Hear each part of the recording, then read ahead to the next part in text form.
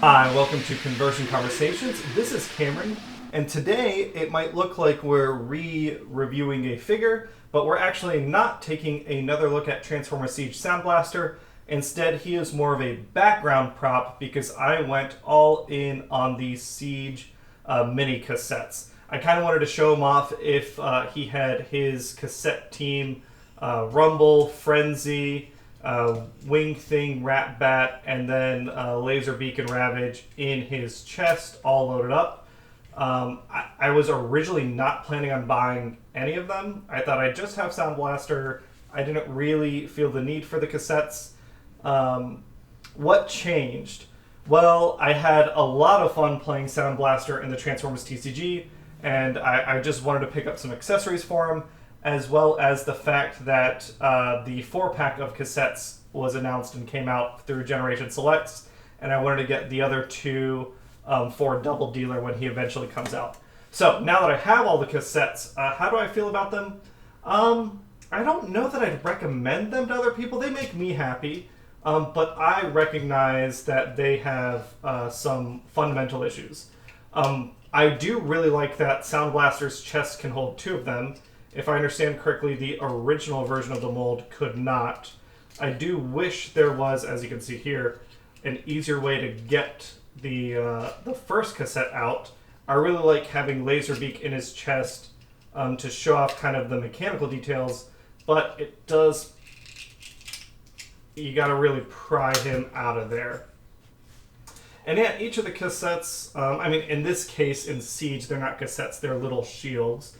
So here's the first Micromaster Patrol, the Spy Patrol Part 1, which I thought was neat. I passed on them originally. I wasn't going to pick them up. I ended up finding them on sale, so at like $7, I'm pretty happy with these guys.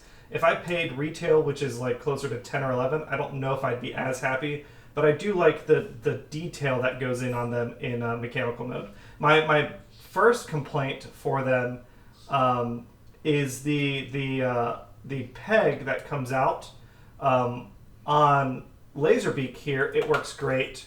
You can pop out a mini cassette and you get all that mechanical detail on the outside, you know, kind of as an arm shield.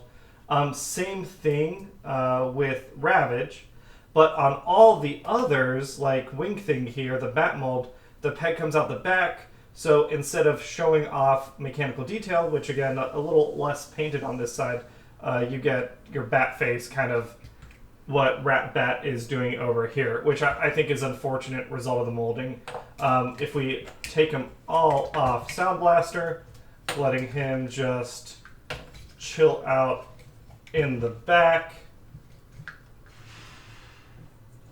Looking at each of them, you can kind of see this progression, which I think is a little unfortunate. Originally, Ravage and Laserbeak in cassette form, a lot of metal paint. I think these look great. These are probably my favorite shields. The next two, Rumble and Ratbat here, just less. Rumble has a lot of paint to give him the red coloring, which is neat. Ratbat has, again, silver, a little bit of gold detail, but I would have appreciated more silver paint on each of them, I think. And then Frenzy and Wingthing here have the least out of all of them. Frenzy and Rumble essentially are the same, again, which makes sense. But Wingthing has, instead of silver paint, he's got black paint here, which I think would have been fine if they added some additional black accents. But really, he just kind of ends up looking a little underpainted compared to Ratbat. The last two, which I left over to the side, are Skar and Knok, which go with Doubledealer here. I'm not going to look at them too closely other than say that, you know, Skar's nicely painted on this side. Skar also does have good detailing on the back. I'm pretty happy with this as kind of a powermaster piece. And Knok looks great. I really like the silver chest. Get his little transformation into shield mode. As shield, you know, this side is the outside. Again, I kind of wish that somehow this peg was in his stomach so that this could be the powermaster side, but it doesn't look bad at all. So, like I said, these 4 were the 4-pack. These 2 were the original Spy Patrol, and these 2 are the second Spy Patrol. So, transforming them all is pretty simple. It's really just folding things out. Folding things down. Fold them out and away. Getting these shoulders down. Picking out Ravage's little head. There we go.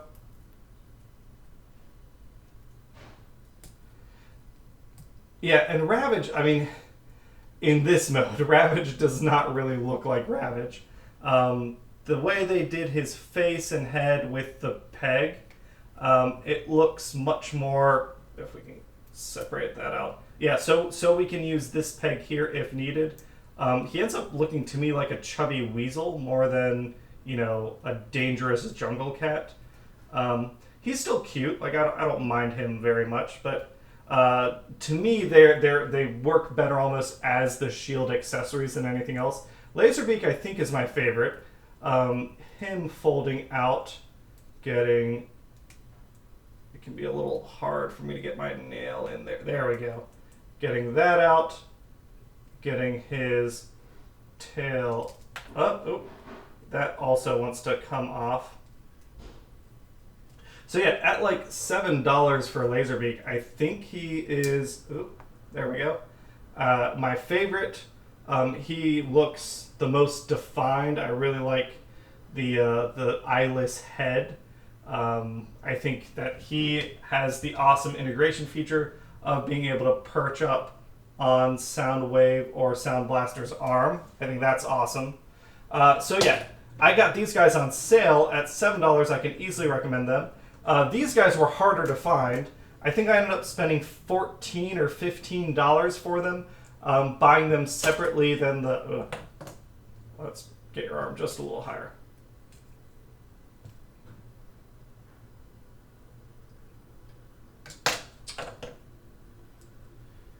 That's surprising that he doesn't want to stand.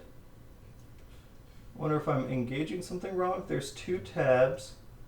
He should sit. Ah, there, I felt him. That's it. I was just being lazy and not clipping him in properly. So he does, like when you clip him in, he sits very securely. Like that. That is, you know, I just was not engaging him in properly. But yeah, Rumble and Ratbat, for $15, I don't recommend them. If you're trying to chase him down online and it's hard to get a hold of them,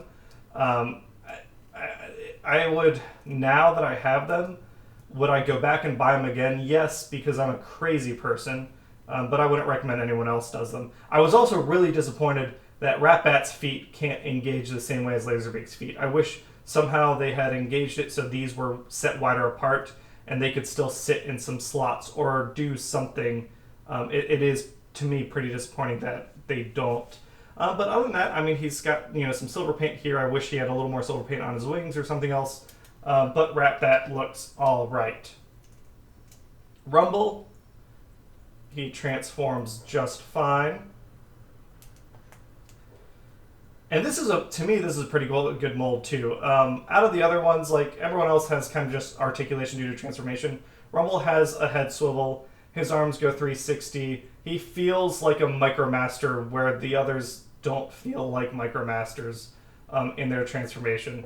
But I do like Rumble. I feel like he and Laserbeak kind of got the good paint, and maybe that's just because they have the nice contrasting colors. Out of the 4-pack, and again, I think these were $20, but you got 4 of them, which makes me a little happier. Twist that head the other way around. Yeah, Rumble and Frenzy, I think, look great together. It sucks that you had to get a Generation Selects 4-pack to get them together, but when you have them together, this is actually, you may not know this is the first time I've got the 2 of them together. I've always intended on getting Masterpiece Soundwave or Soundblaster, but never got around to it, and I'd like to get all the cassettes, but just has not been something that I've chased down. Then Wingthing is, again, Ratbat. Same old, little different paint scheme on the chest. Not as interesting to me, but it's kind of cool that we got him. Surprised we got him instead of maybe a Ravage remold, but you know, that's neither here nor there.